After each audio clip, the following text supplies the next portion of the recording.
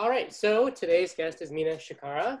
She's an associate professor at Harvard University. She's going to tell us a little bit about a neuroscience perspective and also kind of taking a more micro level for understanding intergroup relations. So Mina, thank you so much for joining us. Thank you very much for having me. All right, so I like to start these all out by asking, what are the research questions that most guide your work?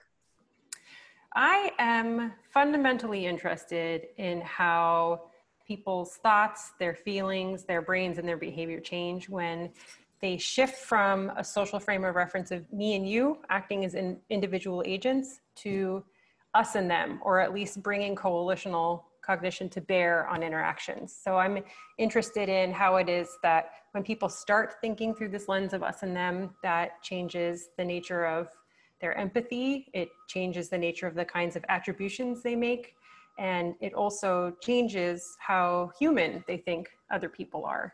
I'm equally interested in some of the consequences of these psychological processes, including conflict and discrimination, as well as intergroup harm and violence.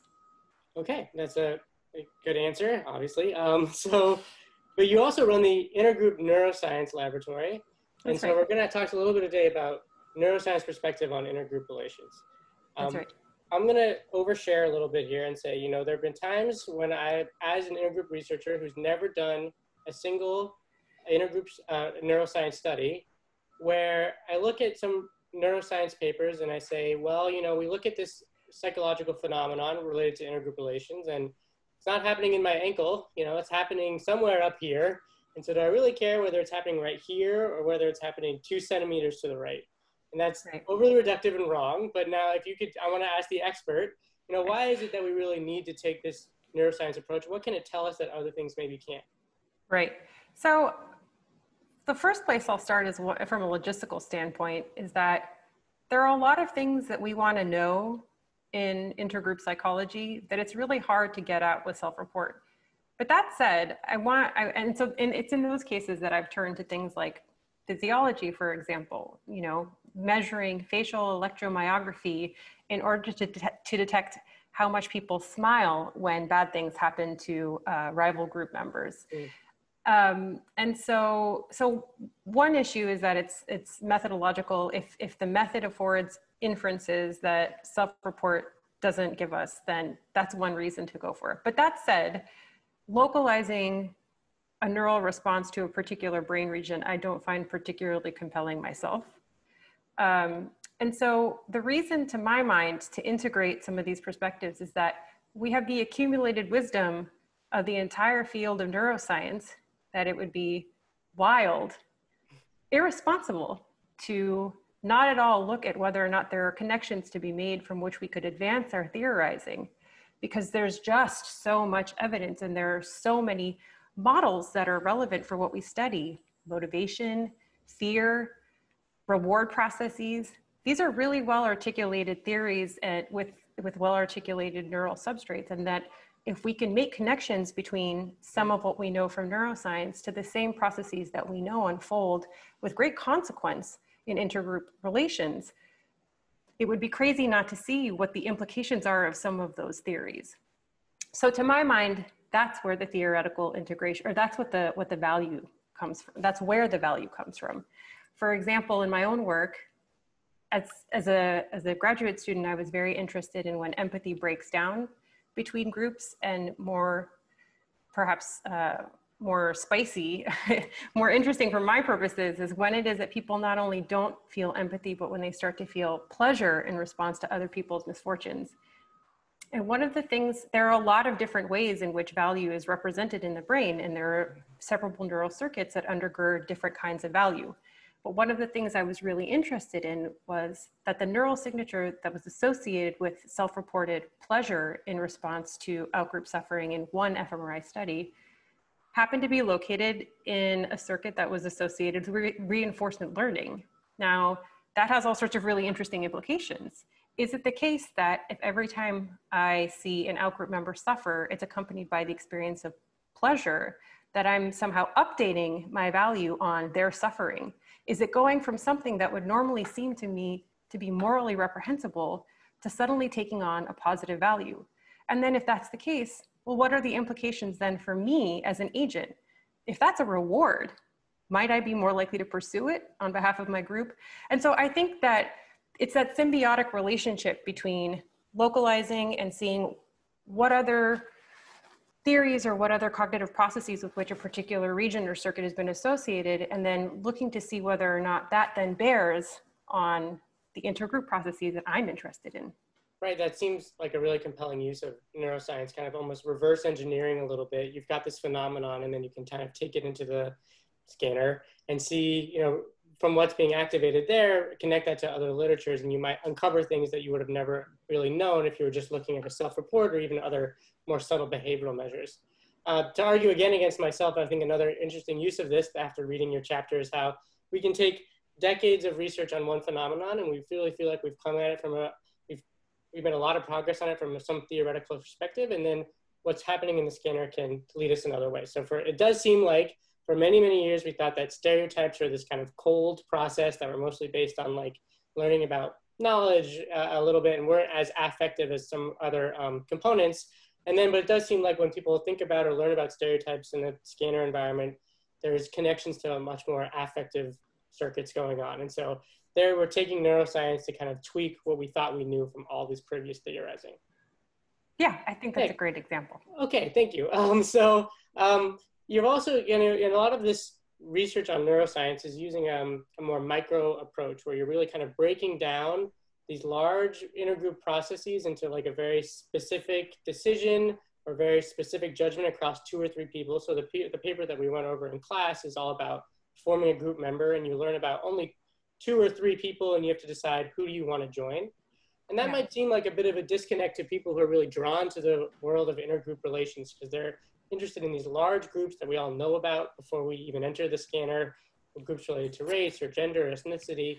But again, so to ask a similar question, why do you think it's necessary to kind of break down these intergroup processes into their kind of micro level components? Yeah, that's a great question.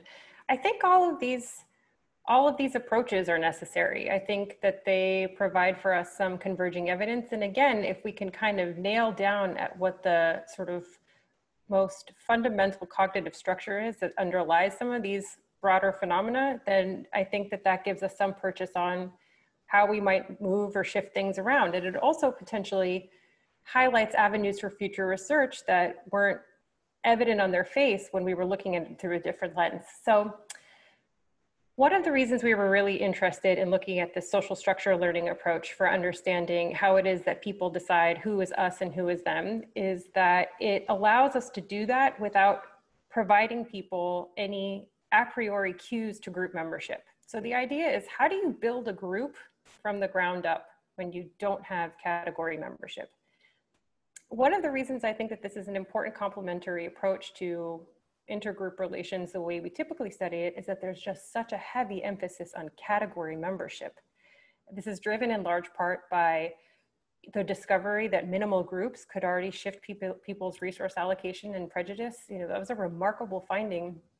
But what it's done, I think, is potentially put categories first, when in fact what's happening is that there are all these other psychological coalitional processes going on in the background that then get mapped onto categories, but it's not categories that are doing the work per se. So for example, categories as a means of identifying or making predictions about intergroup relations can be fickle, because what particular identity for a person is active when they walk into a room depends on what that room looks like, right? Category attributes that are associated with one particular category can change. So for example, in the 19th century, Italians were not considered white in America, but now they are. Allegiances between categories can shift. You can think about, you know, international relations between the US and Germany now versus, let's say, 80 years ago. And lastly, there are many categories to which people belong that we don't imbue with the sort of group potency that we do purposeful groups. So we don't worry about the uprising of the brunettes, you know, you and I taking over the world by virtue of our shared hair color, despite the fact that that is an identifiable category. So the question is, what is a group? How does that get identified? And how do we have the building blocks in place to start to make inferences about who counts as us versus them, even in the absence of these a priori categories? So this is our entry point to trying to understand some of those, trying to answer some of those questions and understand how people do this.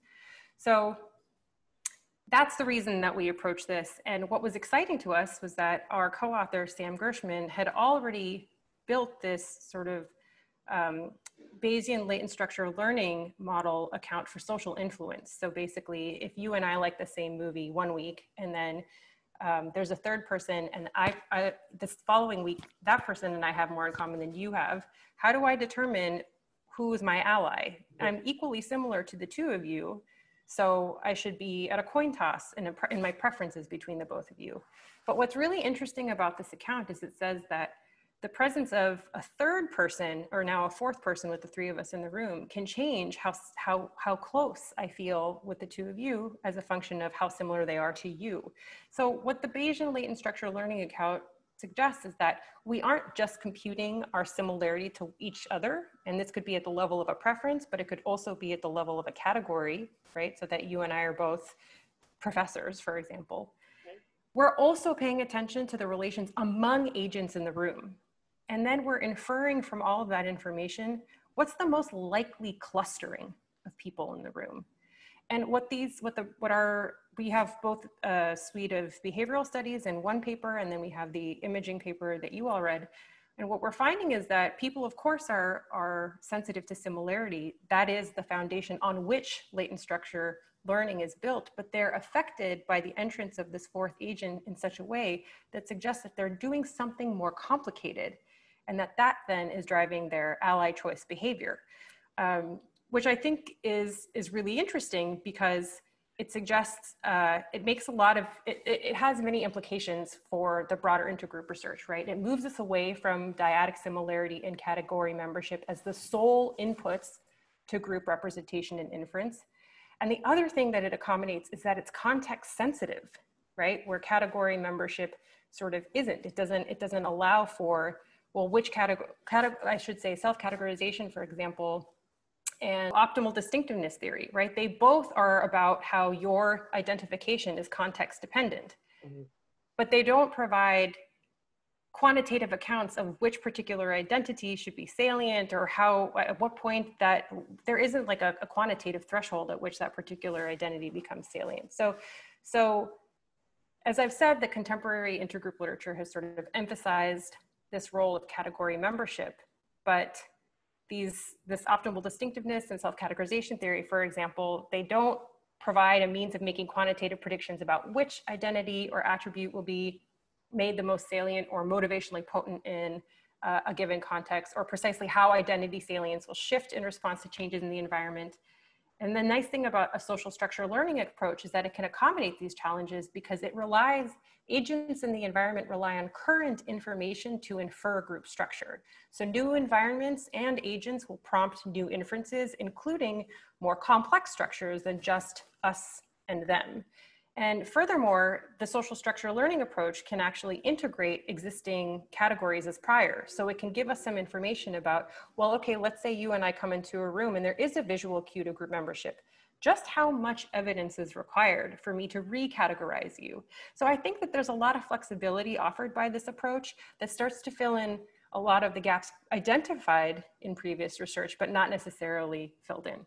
Okay, so I want to jump off something you just said right there, because that was going to be my next question. So just to bring in those categories that people maybe find more salient, or they're already walking into the room with those in mind. So in your study that we read about, the stimuli, I believe, were all white, and then I think the stimuli were also matched on gender. And yes. So I'm wondering, these not similarity, I should say, but like your methodology, which presents people in terms of similarity for attitudes and preferences, what do you think might happen? Maybe you have data to speak to this, or you can speculate when you start playing with the race or gender of those targets. It's a great question. So we didn't do race or gender, but we did teams. So this is the final experiment in our JP general paper, which is the behavioral complement to the fMRI paper that you read. And what we find is that if at the beginning we assign people to the orange team or the purple team, and then when they're looking at agents in this paper, they're always wrapped in either an orange or a purple frame. But the trick was that we always made the person whose latent structure put you with them the outgroup member on the color dimension. So they were an in-group member on the latent structure dimension, but an out-group member on the color dimension. Now, if people totally abandon this latent structure learning approach in the presence of an easier cue, something like teams, then we should see zero influence of the latent structure approach. But what we found was that at the end of each of these blocks, participants had to make an ally choice, which is with whom they wanted to cast their lot. They're like, I know that these two people voted in a different way. I don't know what the issue on the table is, but I know that I would rather vote with this person rather than this person, right? So we took that as a sign of sort of a signal of allyship. Mm-hmm. And what we find is that people are still sensitive to the latent structures, even in the presence of the overt labels, which are much easier to keep track of, right? And it is the case that people they tend to go more with the person who is the same color in an absolute sense, but when you compare high versus low C agreement states, there's still a significant difference, so that people are closer to chance when the latent group structure and the team color are in direct conflict relative to when latent group structure and team go together and say, no, this person is an outgroup for you.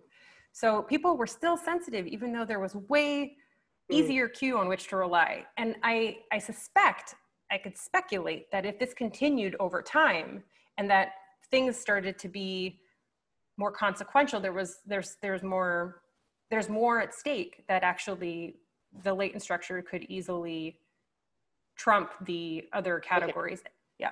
Well, I mean, to push on that a little bit, you did the nice, very controlled experiment of assigning people to a purple team or an orange team. But I'm asking maybe about when you manipulate categories that the participants themselves might have more investment in or be more aware of. That's right. Do you think you're going to need a stronger push there, like a more heavy-handed manipulation in order to get these latent structure effects, or do you think it'll function very similarly? Yeah. Well, I think again, it depends on what's at stake in what information in the environment is being communicated. So, for example, if you have, racial in-group members who are espousing political views that are totally antithetical to yours, I'm going to expect that you're going to be more drawn to the people who share your political attitudes, particularly if we make, for example, salient the fact that there's a presidential election coming up. Right. And you do see this, right? You do see this sort of reorienting of individuals, and this is also captured in the adage, right? Skinfolk aren't necessarily kinfolk. So there are cases in which race and ethnicity and other demographic variables will cede ground in terms of how much they influence coalitional behavior. But it is incredibly important, and I do not want to miss saying this, that there are certain demographic variables that have been imbued with the potency of groups by virtue of centuries of common fate, that is subjugation at the hands of majority group members. So I want to be extremely clear in saying, it's not that categories don't matter. It's just that categories aren't the thing that's doing the work. The thing that's doing the work is the centuries of subjugation and supremacy. So I want to make sure as to not to be flippant or to deny the import of demographic categories, but rather to say that there's no intrinsic reason or any particular thing about these groups that should make it this way. It's this way because our system is set up this way, but those systems rely on coalitional levers. Yeah, I mean, it's not the category itself, it's the historical context that goes along with it, yes. That's right. I mean, common fate is an incredibly, invariant to the categories under question, common fate is an incredibly important cue to group membership. So if a class or a category of people all get treated the same way, particularly if they're exposed to the exact same threat over a very long period of time, they are going to be essentialized as belonging to a single group. Okay. I mean, that's a great answer. I guess I want to get to a couple more things before I have to let you go. So I have three more questions for you. The first one is just zooming out a little bit. Reading this work and your other work, it's very computationally intensive, and maybe neuroscience itself, at least to me, can also be very daunting. So for students who are watching this, who maybe have a couple of classes of psychology, but they are engaging with this work and they find it interesting, but also daunting. Maybe I'm telling on myself a little bit here. Do you have any advice for them about, what advice for them on how to get into this type of work? Sure. Collaborate. I think doing is the best teacher. Doing is for thinking. So for me, I wasn't trained in a neuroscience lab as a graduate student, but I threw myself in as many labs and as many other scanning sessions and really put myself at the mercy of as many colleagues as would be willing to help me. Yes, of course I'll help you scan at 11 p.m. if it means that you'll help me with my code. So for me, it was really learning by doing. And of course, there was also an opportunity to take classes to try and figure out, why we were doing everything the way that we were doing it. And I found that it was more instructive after having done it, as compared to, there's that saying about stats, right? I want to say it's Abelson, but I'm probably getting this wrong. You have to do stats 3 times. The first time is exposure. The second time is because you need it. And the third time is for deep insight. And so that's kind of how it is with any other methodological approach. You kind of have to just throw yourself into it, and then you learn about it and you realize, oh, that's why we did all those things the way that we did it. And then you actually get it more deeply the third time that you do it. But in the meantime, you just collaborate with the people who know what they're doing. And that for me has always been one of the joys of science, is how much I learn by working with people from other fields, how much my perspective on these things gets broadened because, people from different backgrounds and different trainings ask really different questions than, say, sort of social psychological insiders would ask. And that's really important for, not only broadening the way that we think about these questions, but also deepening them. And so that's my advice, is that you just find someone who is also interested in these questions, but knows less about the social psych side than you do, and then you work with them together. Okay, that's great advice. So is there a topic or an issue in this line of research that you're particularly excited about in the years to come? Yes, I am very excited about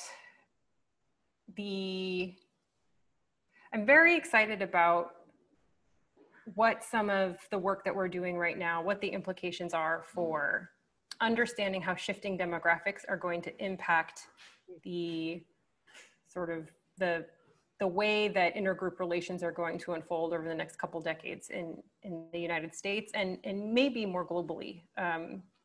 I think that one of the things that I find most fascinating about, for example, the social structure learning approach, is that it very clearly delineates that, again, there's no value intrinsic in any one agent or any one group. How you feel about an agent or a group depends on who else is around. What that means is that as new groups increase in size or some groups move away within a given community, it suggests that the nature of the prejudices or discrimination or the likelihood of pulling them close as an in-group member is going to shift in really interesting ways. And there's already very exciting work going on in this area. Obviously, Maureen Craig and Jen Richardson and several of their colleagues have really beautiful work looking at how people's expectations of shifting demographics are changing their political preferences and who they see as allies. But I think what's exciting is that some of this work will complement that work in trying to provide predictions about exactly how this should play out depending on the features of those groups and the numbers of people involved and how all that's going to look going forward. So to kind of rephrase that a little bit, you're interested in how the processes that you're measuring in the lab right now in terms of understanding a group and deciding who's a member of your group, those look like in your lab studies like a very individual one-on-one type of a decision. But when we look at larger society, demographic changes and shifts are going to really put that to people in a more practical way in terms of deciding about who they're aligning with. That's exactly right. So these same sort of reference-dependent principles can be scaled up to the level of groups and understanding, let's say, county level behavior. So really, we have a couple projects right now where we're trying to understand that in the context of immigration and how that changes, basically how it is that new groups showing up changes your attitudes towards your previous outgroups. And so stay tuned for that because there's lots coming out. Well, that was really helpful, and that was a great look into the research that you're doing. I thank you so much for your time, Mina, and it was a pleasure to talk to you. Thank you, Jordan. Thank you for having